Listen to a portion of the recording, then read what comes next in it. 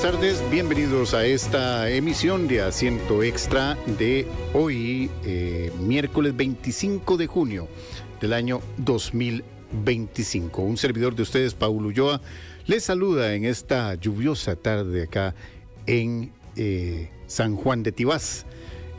Está cayendo un fuerte aguacero en este momento que parte de este paso de las ondas tropicales, un tren de ondas que se esperan para esta semana, así como también una inestabilidad en el tiempo gracias a la zona de convergencia intertropical. Bueno, hoy queremos hablar y profundizar un poco en el tema que mantuvo en vilo prácticamente durante el fin de semana al mundo entero.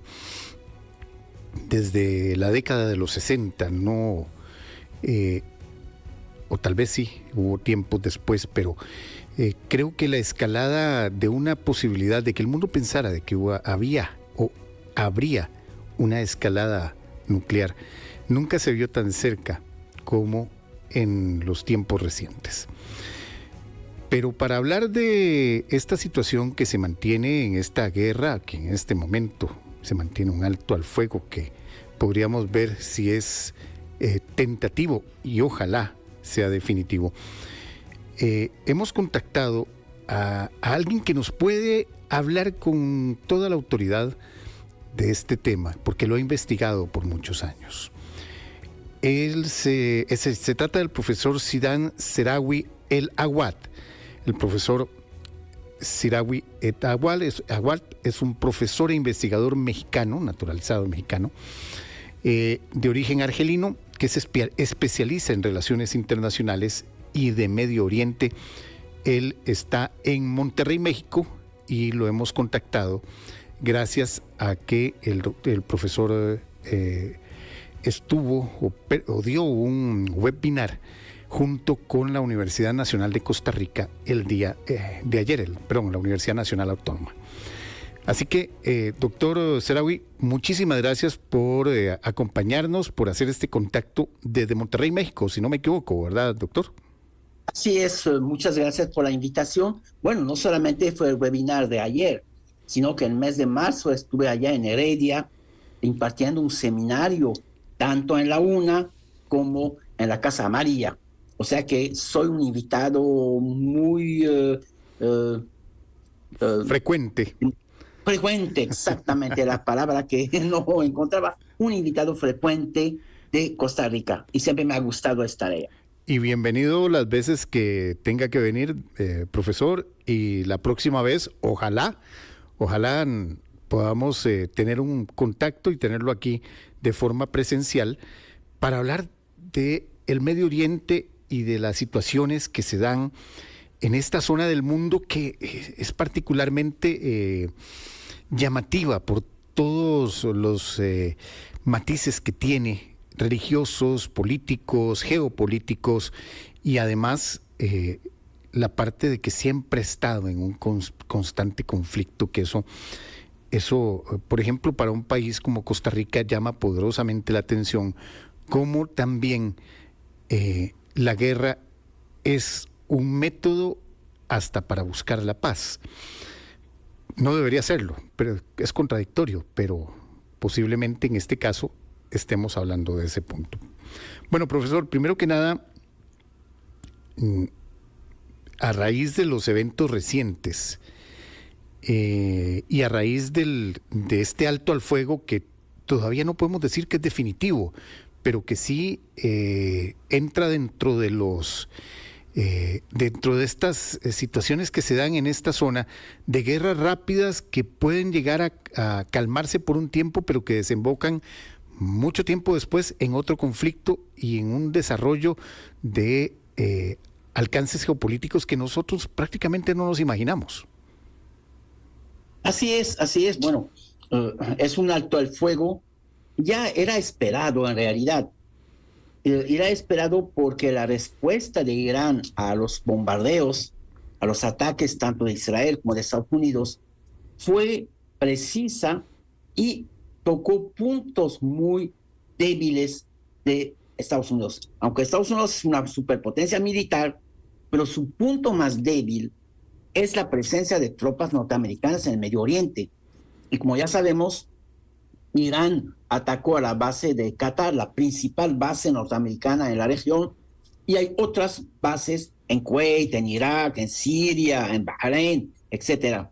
Es decir, que Estados Unidos tiene 40,000 tropas en el Medio Oriente y son blancos fáciles, tanto para Irán como para los grupos aliados a Irán. Ese es el primer punto. El segundo punto, y ahí así fue muy claro, cuando Estados Unidos pidió la intervención de China, es cuando Irán amenazó con cerrar el estrecho de Hormuz.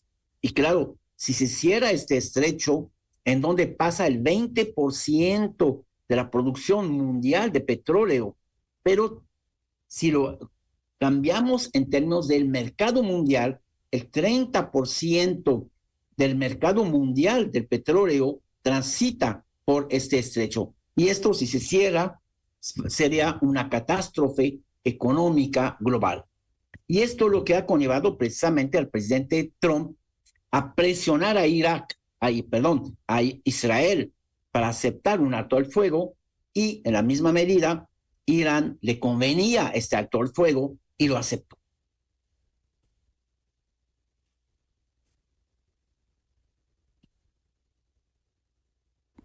Profesor, existe la idea de que en este momento todos los involucrados, Estados Unidos, Irán, Israel, han anunciado su victoria. Y eso llama poderosamente la atención en el sentido de que era más grave lo que pudiese pasar si esta guerra se extendía aún más.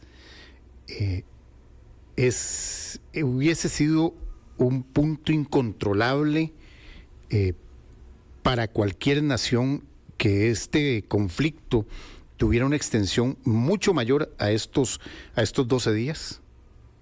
Bueno, en primer lugar, el hecho que las tres partes, o sea, Irán, Israel y Estados Unidos, anuncian una victoria es importante, porque un país derrotado no acepta un alto al fuego, sino que eso tiene que llevar a una destrucción total.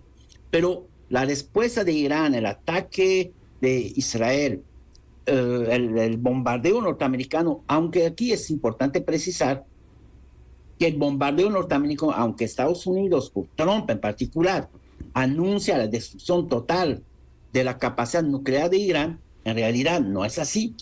Los mismos servicios de inteligencia de Estados Unidos, el New York Times, CNN, la Agencia de la Energía Atómica, han aclarado que, si bien es cierto hubo una destrucción superficial, la capacidad nuclear de Irán sigue prácticamente intacta. Entonces, todo esto es lo que está permitiendo precisamente que tanto Irán como Israel como Estados Unidos están anunciando una victoria.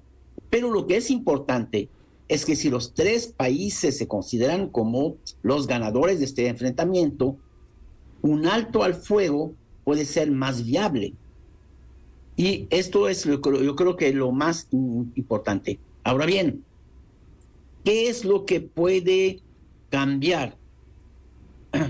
Irán tiene que entrar a partir de ahorita a una negociación con Estados Unidos para consolidar el alto al fuego y sobre todo para llegar a un acuerdo nuclear.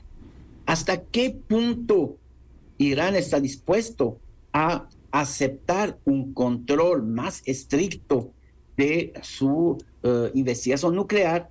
Allá sí es una gran incógnita. Los iraníes siempre han enfatizado que no buscan el arma nuclear, aunque esto es poco probable. Cuando alguien enriquece el uranio al 60%, pues esto no es para uso civil. Y Irán está dispuesto a dejar de lado toda esta investigación, y si no lo hace, ¿qué va a pasar? Pero tenemos un antecedente. En el 2015, Irán aceptó un acuerdo con los grandes, o sea, los 5 permanentes de la ONU, además de la Unión Europea, de Alemania, de China, un acuerdo para ya no seguir enriqueciendo su uranio. Y este acuerdo ha funcionado, por lo menos ha funcionado durante unos años hasta la llegada de Trump al poder. Trump fue quien rompió este acuerdo. La misma Agencia Internacional de la Energía Atómica enfatizó que Irán sí estaba cumpliendo con lo que planteaba este famoso acuerdo de 2015. Así que el día de hoy estamos en una incógnita. Yo creo que muy probablemente el alto al fuego va a seguir algunos días más, porque definitivamente a todos los actores les conviene. Israel no tiene la capacidad de destruir a Irán y menos aún invadir el país. Estados Unidos puede seguir bombardeando, y esto lo hemos visto, por ejemplo, en el caso de Irak en el 91, el bombardeo contra Irak, pero un bombardeo no logra cambiar el régimen. Saddam Hussein se mantuvo en poder a pesar de todos los bombardeos que hubo en el 91. Así que seguir bombardeando a Irán no va a conllevar un cambio de poder. Invadir el país es impensable. Hay mucha oposición en Estados Unidos a lanzarse a una nueva guerra. El mismo Trump no, y lo ha mencionado varias veces, no piensa lanzarse en una guerra física, en una guerra en el terreno. Así que todo deja entrever que este alto al fuego puede tener más duración. Profesor, más bien estas escaramuzas, podríamos llamarlas así, escaramuzas, porque son... Uy, van mucho más de una escaramuza, sí. Porque lanzar el GBU-57, que es una bomba de 13 toneladas, 13,000 kilos, y no solamente una, lanzaron más como 12 de esas bombas, y esto ya va más allá de una escaramuza. Yo diría que es un conflicto armado abierto. En ese caso, entonces, doctor, en este conflicto, no es como como poner todos los naipes sobre la mesa y decir, bueno, esto es lo que tenemos. Y yo tengo un poderío militar muy fuerte, pero tengo estas debilidades. No son como ejercicios que se puedan hacer como para que cada parte se dé cuenta de realmente, y el mundo entero viendo todo este conflicto. ¿Cuál es el poderío militar que tiene cada uno de estos países? El caso de Israel, ¿cuál poderío militar tiene? ¿Y cuáles problemas de defensas? Porque tuvo problemas de defensas en su domo de hierro. Tanto que hubo proyectiles que Irán lanzó y que sí impactaron ciudades israelíes. Como el poderío militar que tiene Estados Unidos para poder acabar estas cosas, y también la potencia de fuego que tiene Irán. Son procesos también que miden este aspecto militar para mejorar en un futuro. Bien, en un conflicto, ningún país puede decir con toda certidumbre su capacidad militar, porque esto es exponerse al otro. Así que Israel dice que su domo de hierro es impenetrable, ya vimos que no es cierto. Irán dice que tiene misiles mucho más potentes y que puede hacer más daño a Israel. Puede ser cierto, puede ser que sea nada más para no mostrar su debilidad. Estados Unidos siempre, como lo vimos con Trump, dice que ya destruyó totalmente la capacidad nuclear de Irán, pero los mismos servicios de inteligencia norteamericanos dicen que no, o sea que esto muestra los límites de esta capacidad. Sí es cierto que Estados Unidos es la primera potencia militar del mundo, pero una primera potencia militar no necesariamente puede imponer su voluntad a otro país. Lo han tratado de hacer en Irak y ha fracasado. En Irak, Estados Unidos estuvo casi 10 años hubo un gasto de 2 millones de dólares, o sea que estamos hablando de una cantidad impresionante, y el resultado, tuvieron que salirse de Irak. En Afganistán también se han quedado 20 años en Afganistán y finalmente tuvieron que negociar con los talibán, y los talibán regresaron al poder a pesar de su derrota en el 2001. Así que las capacidades militares siempre tienen un limitante. Y lo vemos en el caso de la guerra entre Rusia y Ucrania. Rusia tiene una capacidad militar muy superior a Ucrania. Y sin embargo, todavía está el conflicto y Ucrania sigue lanzando drones, misiles contra Rusia y causando golpes serios a Rusia. Obviamente, Rusia tiene una capacidad muy superior, pero en una guerra hay otros elementos que la propia capacidad militar. Y como lo es subrayado, la presencia de tropas norteamericanas en el terreno, la cuestión económica, el problema de los energéticos, el petróleo, el estrecho de Hormuz, todos estos son elementos que entran en la balanza en un conflicto. Y es lo que Irán ha tratado de manejar. En ese aspecto, Estados Unidos puede analizar ahora las debilidades de tener tantas tropas en el territorio en Oriente Medio. Bien, bueno, es una debilidad, pero también es una fortaleza. Es una debilidad porque son blancos relativamente fáciles.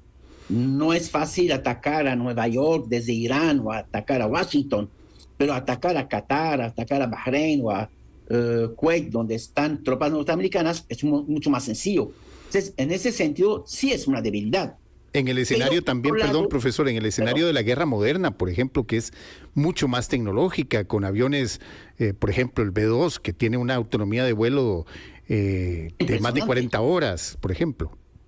Sí, es impresionante lo que tiene. Pero si bien es cierto que las tropas es una debilidad, también es una fortaleza, porque esto le permite a Estados Unidos estar en el terreno, poder tener una capacidad de intervención para cualquier problema que se puede dar en el Medio Oriente, y realmente están en Turquía, están en Siria, están en Irak, están en Bahrein, en Kuwait, en Qatar, en los Emiratos Árabes, en Omán, en Arabia Saudita, o sea, en casi todos los países del Medio Oriente hay tropas norteamericanas estacionadas. Y esto, claro, es una fortaleza por un lado, pero obviamente es una debilidad dependiendo cómo lo queramos ver. Profesor, hablemos un poco del origen de todo esto. El origen, los problemas entre Israel e Irán ya son de décadas, incluso vienen hasta milenarios en algunos tiempos. Pero esta escalada reciente podría deberse a todo este proceso que está llevando Israel contra los palestinos, contra Hamas, que también Irán ha ayudado a Hamas, o por lo menos así es lo que dice Israel. O sea, es un punto adicional en todo este proceso que se está llevando en Palestina, en la Franja de Gaza. Bien, bueno, Israel, desde la creación del Estado de Israel, el problema nació a partir del momento que se quitó tierras a los palestinos, y sobre todo después de la guerra de los 6 días, en donde Israel ocupó el Golán, ocupó Jerusalén Oriental, ocupó Cisjordania. El problema allá está. Mientras no se resuelva este problema de fondo, va a seguir habiendo crisis en el Medio Oriente. Pero en el caso específico de Irán, Irán en realidad era el principal aliado de Israel en la región. El Shah de Irán Irán, bajo el Shah de Irán, era el único país que vendía petróleo a Israel en esta época. Porque ni Estados Unidos vendía petróleo a Israel por el temor de represalias de los países árabes. Y realmente Irán, Irán del Shah era un aliado muy fuerte de Israel. Con la revolución de Khomeini, obviamente esta relación ha cambiado. Pero podemos decir que aunque hubo esta revolución, Irán no tenía todavía la capacidad de emerger como un adversario serio contra Israel. Esto se va a dar paulatinamente. ¿Cómo se va a dar esta situación? Muchos hechos como la caída de Saddam Hussein en el 2003, que convierte a Irak en un aliado de Irán, ya le da a Irán una vía para llegar al Líbano terrestre para poder llevar armamento al Hezbollah. Siria siempre fue un aliado de Irán, los chiitas estaban en el poder en Siria, así que en el 2003 cae el gobierno sunita en Irak, Irak se convierte, o los chiitas toman el poder, entonces Irán tiene a Irak, a Siria, y tiene la capacidad de poder apoyar al Hezbollah.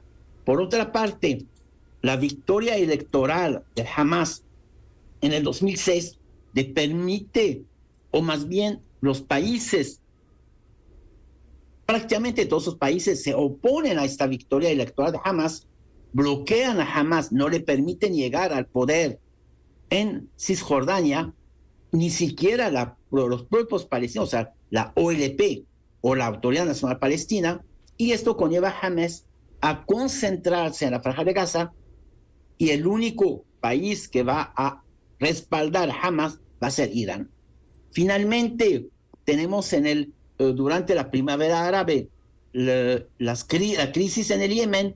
Los Houthi lanzan una operación contra el gobierno y obviamente los Houthi, es decir, los chiitas del Yemen, e Irán se convierte en el respaldo de los chiitas yemeníes. Así que para finales de la década de los 70 o principio de esta década, si lo queremos verlo así, Irán tiene una red de aliados: Irak, Siria, Hezbollah, Hamas y los chiitas del Yemen, y esto le permite a Irán respaldar, si bien es cierto que Irán no fue el país que dio la orden a Hamas de atacar el 7 de octubre, pero yo diría que Hamas lo hizo primero porque sabía que detrás de su movimiento está esta red que Irán ha forjado, y este ataque de Hamas tenía como objetivo bloquear el proceso de normalización de las relaciones diplomáticas entre los países árabes e Israel, en particular en el caso de Arabia Saudita. Bien, lo hemos visto en los últimos 2 años, el conflicto entre Israel y sus vecinos, pues fundamentalmente Israel contra Hamas, Israel contra el Hezbollah, Israel contra los chiitas del Yemen, Israel contra Siria y obviamente Israel contra Irán, como fue el bombardeo del consulado iraní en Damasco. O sea, hasta allá tenemos un Irán ya consolidado. Pero ¿qué ha pasado en el último año? O yo diría, en los últimos 6 meses. Hay una revolución en Siria. Los radicales o el movimiento opositor en Siria toma el poder, son sunitas opuestos a Irán, y esto rompe este eje que Irán había forjado. Un eje que se va a ver muy debilitado, porque a partir del momento que Siria ya no es un paso para la logística de Irán, esto debilitó tanto al Hamas como al Hezbollah, y esto es lo que conllevó, porque el Hezbollah tuvo que firmar un alto al fuego con Israel, y el caso de Hamas lo estamos viendo el día de hoy. Hamas está prácticamente aplastado. ¿Qué pasa con los chiitas del Yemen? También hay una debilidad de Irán para apoyarlos debido a todos estos cambios. En mayo, el 6 de mayo pasado, a raíz de los bombardeos de Estados Unidos, los chiitas de Yemen aceptan un alto al fuego con Estados Unidos, aceptan no bombardear a Israel, y esto hace que Irán se queda prácticamente aislado. Yo diría que esto fue lo que Israel ha aprovechado. Israel sabía que no iba a haber ataques contra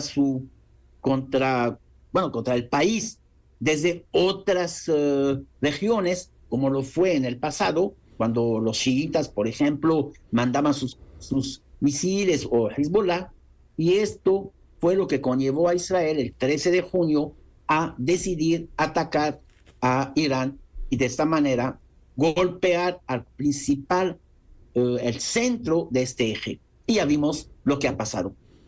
En otras palabras, podríamos hablar de una estrategia militar israelí de golpear a Irán de tal manera que lo ha dejado aislado, y ahora el golpe, no sé qué tan fuerte ha sido el golpe al aparato militar, político, y en este caso tal vez no religioso en Irán, pero sí por lo menos a su aparato militar y a todo lo que está alrededor de él. Bueno, definitivamente allá fue una estrategia muy sistemática de Israel, pero yo diría con un apoyo involuntario de Turquía.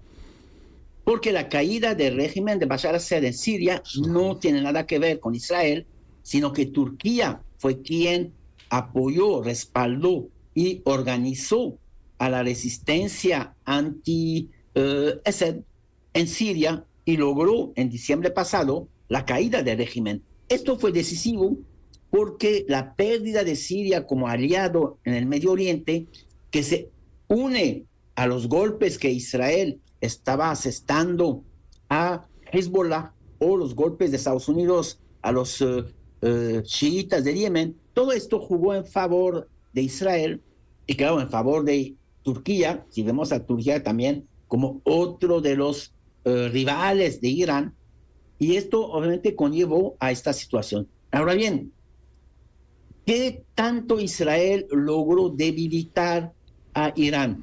Bueno, sí, fueron golpes precisos, ha bombardeado algunos sitios, pero definitivamente, si los B-2 norteamericanos no lograron destruir las centrales, por ejemplo, la de Fordo en Irán, pues yo diría que los golpes de Israel menos lo han hecho. Sí han asesinado a varios líderes militares, a varios científicos, pero esto realmente no debilita totalmente a un país.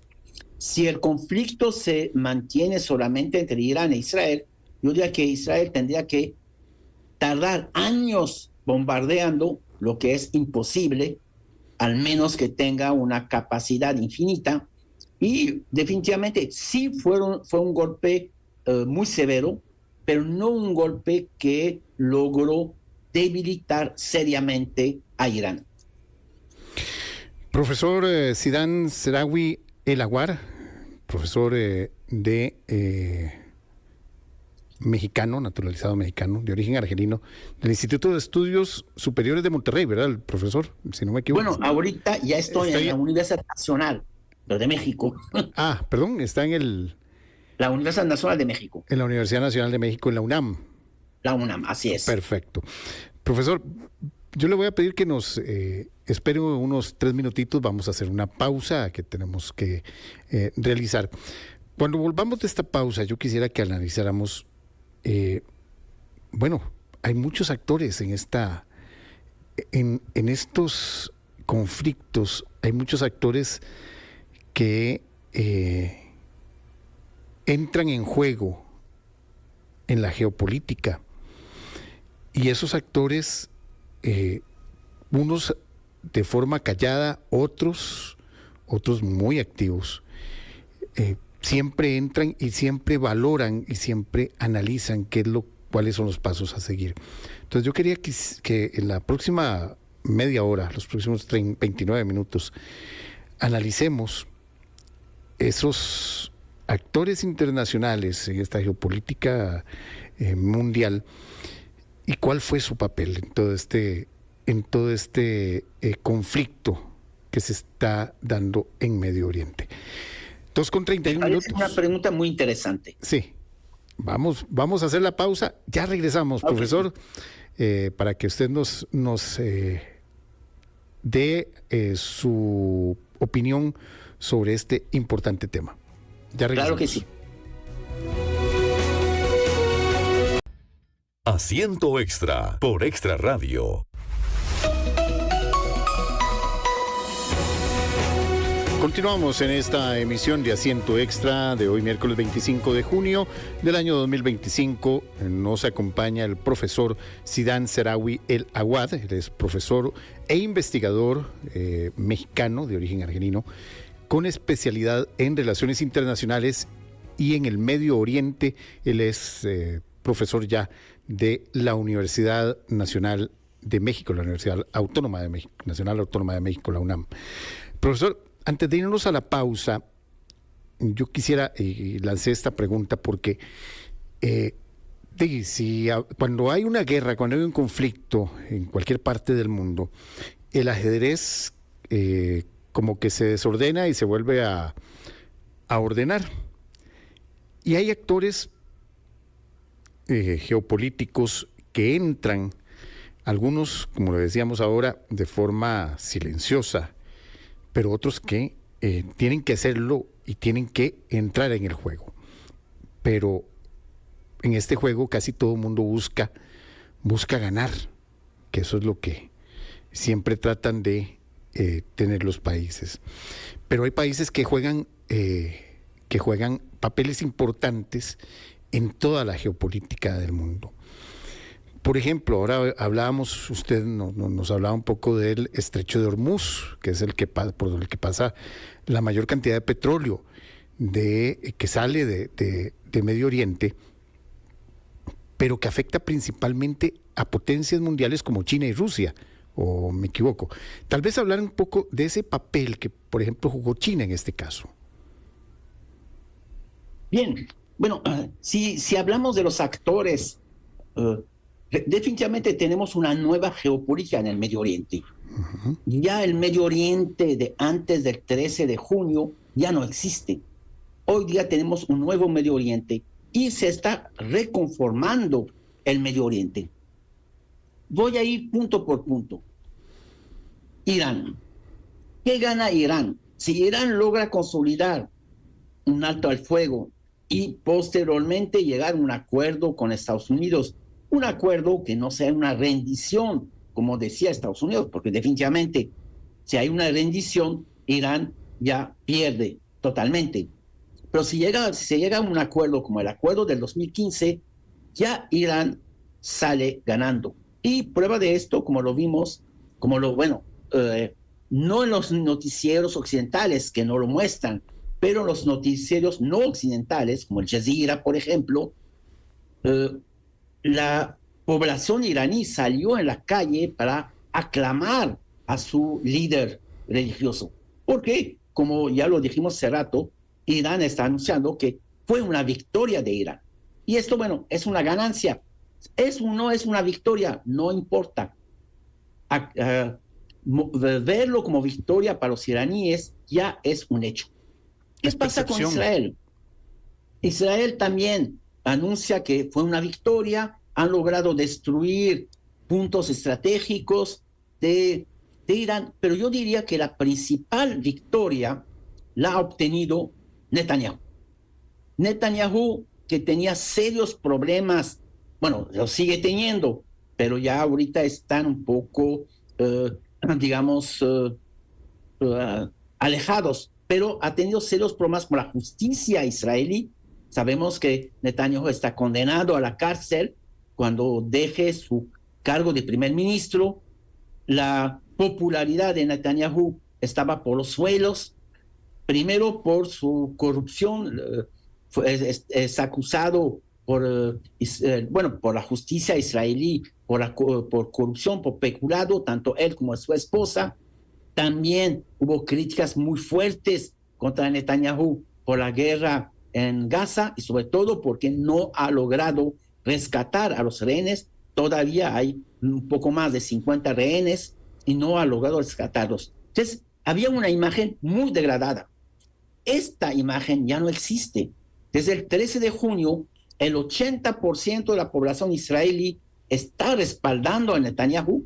Su imagen ha crecido, su popularidad en Israel ha crecido de una manera espectacular, porque los israelíes ven en este ataque como la manera más eficaz de eliminar la llamada amenaza iraní.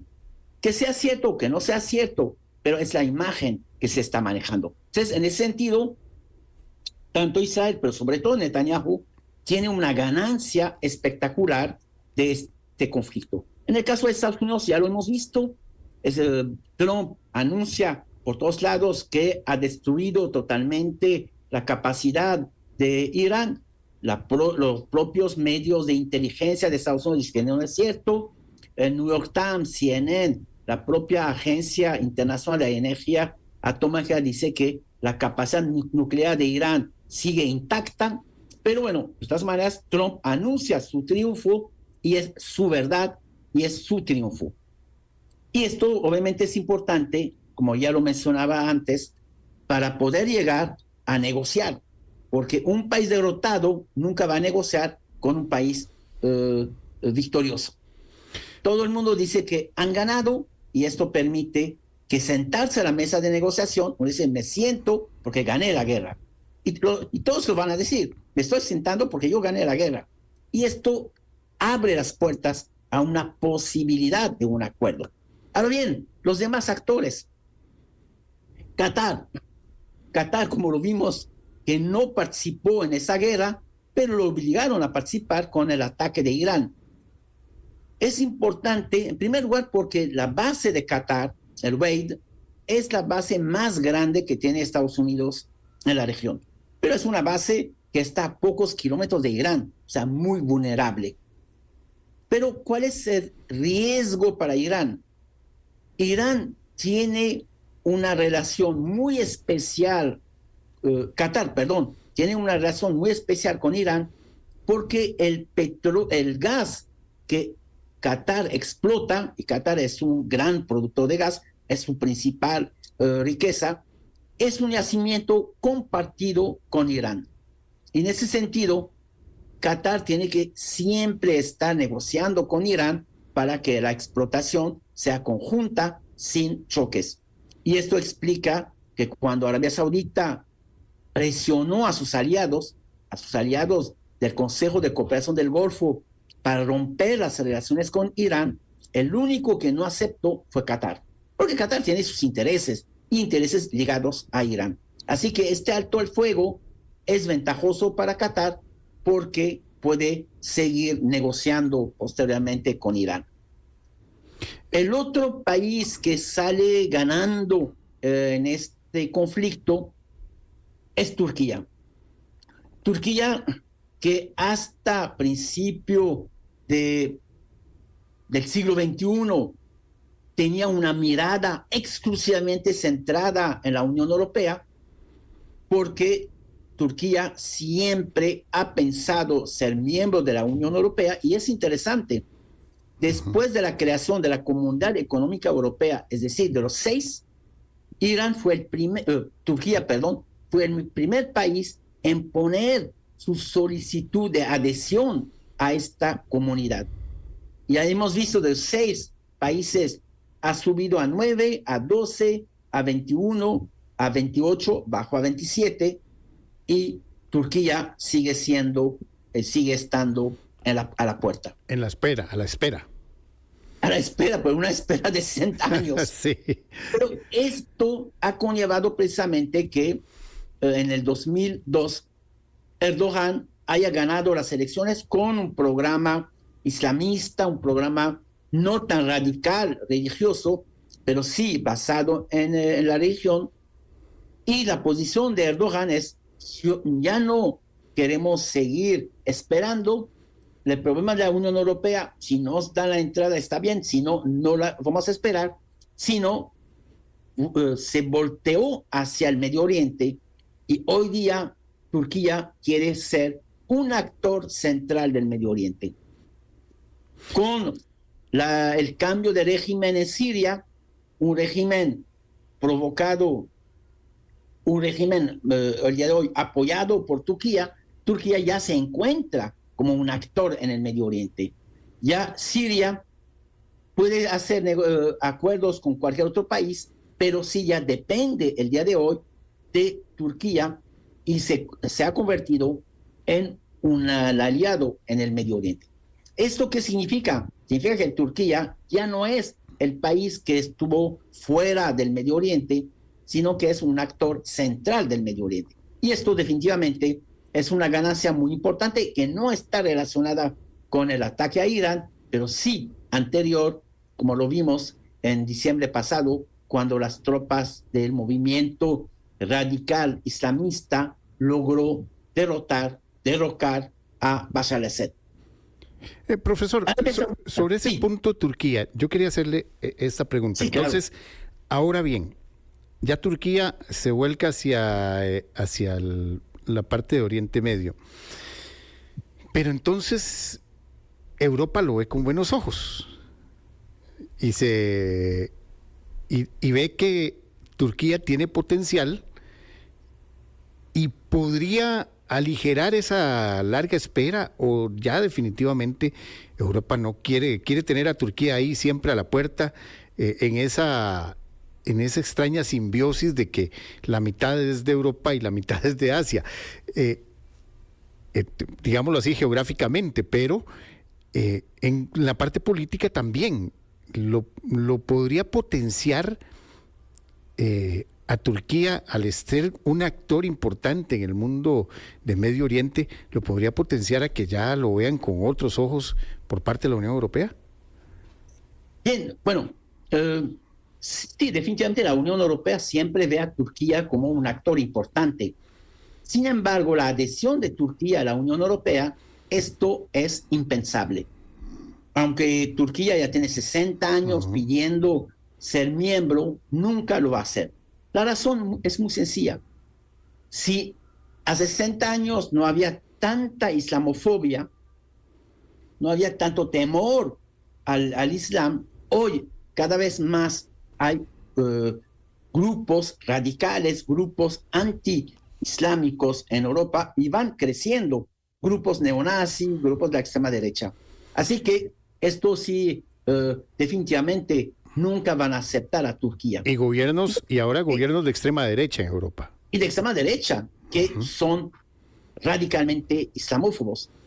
Y definitivamente aceptar un país de 90 millones de musulmanes en una Unión Europea que tiene alrededor de unos 400 millones, ya es generar un bloque islámico muy grande, que muchos países se oponen categóricamente. Grecia es uno de los primeros países que se opone a la entrada de la Unión Europea, pero no solamente Grecia. Desde la época Grecia entró a la Unión Europea en 1981, pero desde mucho antes ya había una oposición a Turquía.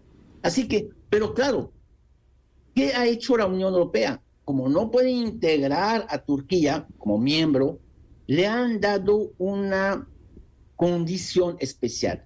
Turquía tiene una condición muy especial en la Unión Europea. Hay una condición, los turcos pueden entrar a la Unión Europea sin visa.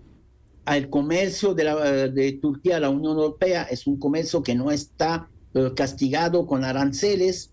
O sea, hay una situación muy peculiar y una situación privilegiada de Turquía en la Unión Europea. Y esto es lo que está permitiendo que Turquía, aunque no es miembro de la Unión Europea, esté muy cercano a la Unión Europea. Pero claro, Turquía tiene otros intereses. Sus intereses el día de hoy están en el Cáucaso, están en el Medio Oriente. Y como lo hemos visto, no he mencionado el Cáucaso, pero podemos hacer un paréntesis. No solamente Turquía logró esta victoria en Siria, pero en septiembre del 2023, en este conflicto que opone Armenia a Azerbaiyán, Curiosamente, Azerbaiyán, país chiita, aliado a Turquía, país sunita. Armenia, país cristiano, aliado a Irán, país chiita.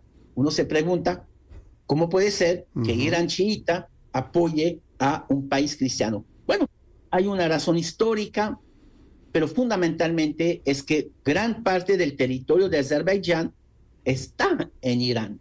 Y esto impide a Azerbaiyán acercarse a ser un aliado de Irán, porque considera que Irán ha robado una gran parte. Pero, ¿qué pasó en septiembre del 2023? En ese conflicto que arrancó en 1990, cuando se disolvió la Unión Soviética entre Armenia y Azerbaiyán, Armenia, respaldada por Irán, ha tenido una gran victoria contra Azerbaiyán, ha ocupado un territorio que es el Alto Karabaj a expensas de Azerbaiyán. Pero en el 2023, en septiembre, una ofensiva de Azerbaiyán respaldada por Turquía, Azerbaiyán logró recuperar el Alto Karabaj y hoy día las fronteras entre Armenia y Azerbaiyán son las mismas de 1990, es decir, Azerbaiyán logró recuperar los territorios que había perdido. Esto también lo podemos ver como una victoria de Turquía. Así que Turquía no solamente logró la caída de Bashar al-Assad, aliado de Irán, logró recuperar un territorio o quitarle un territorio a Armenia, aliada a Irán. Es decir, que Turquía ha tenido dos éxitos militares, pero a expensas de Irán. Pero si seguimos con los actores, nos faltan dos grandes actores, bueno, tres si tomamos en cuenta la Unión Europea, pero de la Unión Europea lo que podemos decir es que, curiosamente, el país donde nació el derecho internacional, el país donde nació los derechos humanos, el país donde nació la democracia, bueno, el país o la región, que hablamos de los países europeos en general, ha respaldado violaciones del derecho internacional, como el ataque de Israel a Irán o el ataque de Estados Unidos a Irán, y al contrario, como lo podemos ver en el caso de Alemania. Alemania dijo claramente, Israel hizo algo que nadie quería hacer, es decir, atacar a Irán. Yo me pregunto, ¿un país puede respaldar de esta manera a un ataque? Es realmente muy triste ver que es un país europeo la cuna de la democracia. Así que realmente la Unión Europea en general, o Europa, no están teniendo un papel autónomo, están apoyando, siguiendo a lo que hace Estados Unidos, a pesar que al inicio estaban en contra de esta política, de esta agresión norteamericana, pero el día de hoy se han prácticamente sometido al diktat norteamericano. Y esto lo vimos en la cumbre de la OTAN. Correcto, eso le iba a preguntar. Trump impuso que los países europeos tienen que invertir un 5% por lo menos más. 5% del PIB en la defensa o en su armamento, y los países europeos lo han aceptado, salvo España, y Pedro Sánchez dijo, no, yo no puedo, yo a España voy a dedicar el 2.5% y no el 5%. Pero el hecho que Francia, Alemania y los demás países han aceptado esta política de Estados Unidos nos muestra claramente que ya no hay una autonomía, sobre todo cuando Estados Unidos actúa de una manera absolutamente independiente, sin consultar a sus aliados. Y esto es realmente bastante triste para los europeos, ver en qué posición están el día de hoy, que no se les toma en cuenta, aceptan lo que hace Estados Unidos y además siguen las decisiones norteamericanas. Hablamos de dos países que nos faltan, que es China y Rusia. Exacto. Es importante mencionar estos dos países, aunque Rusia siempre ha sido un aliado de Irán, y sobre todo un aliado porque en la medida que Irán tiene los mismos enemigos adversarios, Rusia ha apoyado, pero ha apoyado diplomáticamente, no en términos militares. Y esto se explica porque Rusia también tiene una fuerte relación con Israel, y esta relación tanto con Israel como con Irán ha conllevado que, si bien, por ejemplo, en el Consejo de Seguridad, Rusia apoya o veta cualquier condena contra Irán, no ha tomado ninguna decisión práctica de apoyar a Irán, por ejemplo, en armamentos. El caso de China es más interesante todavía, porque China es el principal comprador de petróleo de Irán, y esta decisión de Irán, que no se ha tomado, pero la amenaza de cerrar el estrecho de Hormuz, en realidad, si Irán lo había hecho, claro, había provocado un golpe muy fuerte al comercio mundial de los hidrocarburos, pero el país más afectado había sido China. China, un aliado de Irán. Y esto yo creo que es un poco contradictorio en esta decisión de Irán, pero también es lo que explica por qué Trump pidió a China intervenir con Irán para impedir que se cierre el estrecho de Hormuz, porque Trump sabe que China es un actor muy importante, y hace unos años China había logrado un acuerdo entre Irán y Arabia Saudita, dos rivales muy fuertes en el Medio Oriente. Así como podemos ver, la situación de los actores, tanto regionales como internacionales, no es tan sencilla. Hay intereses en juego, hay intereses compartidos, hay conflictos, y claro, cada país tiene su propia manera de entender a este conflicto.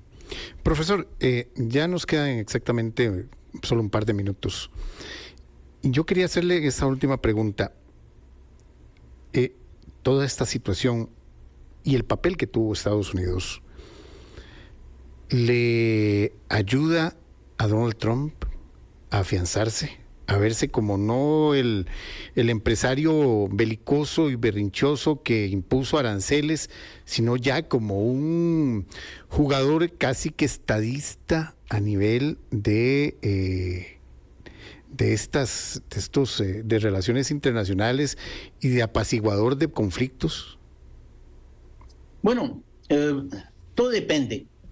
Si Estados Unidos logra un acuerdo con Irán, definitivamente su ataque a Irán no se va a ver como un ataque, se va a ver como una acción para lograr la paz.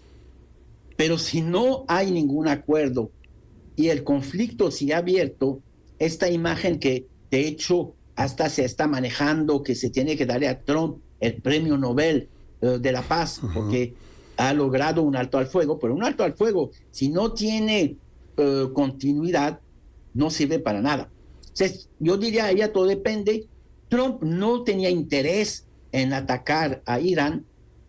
La decisión de Israel lo tomó por sorpresa en realidad, porque Trump es primero un empresario, y Trump sabe perfectamente que un conflicto no necesariamente le va a beneficiar a Estados Unidos. La paz le puede beneficiar. De hecho, la idea de Trump de una paz en Gaza es que Trump ve a Gaza como su gran oportunidad para tener un gran negocio de reconstruir al país. Así que definitivamente Trump puede salir muy beneficiado de esta situación si se logra un acuerdo, o puede salir muy afectado si no se logra un acuerdo, si Israel ataca nuevamente a Irán, y esto definitivamente va a poner a Trump en serios aprietos. Profesor, quiero agradecerle que se haya conectado desde la ciudad de Monterrey, en México, para que acá en Costa Rica nos demos una idea de todo lo que ha tenido en juego este conflicto entre Israel, Irán y Estados Unidos. Y quiero agradecerle que se haya conectado desde Monterrey para ampliarnos y darnos su parecer y cómo se ha jugado este juego en el que hoy, al día de hoy, hasta este momento, hay un alto al fuego, no sabemos si se va a mantener, pero que puso nuevamente al mundo en vilo de una situación nuclear, por lo menos eso es lo que la gente temía, pero que fue noticia en boca de todos. Doctor profesor Zidane Seraoui El Aguad, muchísimas gracias desde Costa Rica. Al contrario, muchas gracias por la invitación. Y como hablaste de juego, simplemente quiero recordar que hoy Monterrey va a jugar hoy en la noche. Y ojalá que todo el mundo lo vea. Sí, no, aquí estamos dando seguimiento muy fuerte al Mundial de Clubes. Así es. Así que es. Sí. Y está Monterrey allá. Monterrey. Muchísimas gracias por la invitación. Siempre es un gusto para mí estar con Costa Rica, estar con la Universidad Nacional de Costa Rica. No es la primera vez que me han invitado. Yo diría que soy un cliente frecuente de la Universidad Nacional. Y muchísimas gracias y espero que volvamos a vernos en este canal. Y muchas gracias a todos los que nos están viendo. Gracias, profesor, por sus comentarios y sus aportes. Hasta aquí esta emisión de Asiento Extra. Muchísimas gracias por habernos acompañado. Agradezco también a la colaboración de la Universidad Nacional que nos proporcionó el contacto y el conecte con el profesor Seraoui El Aguad, que como decíamos, él es profesor e investigador de Relaciones Internacionales y de Medio Oriente allá en la Universidad Autónoma de México.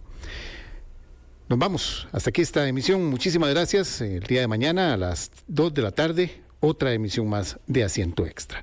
Muy buenas tardes.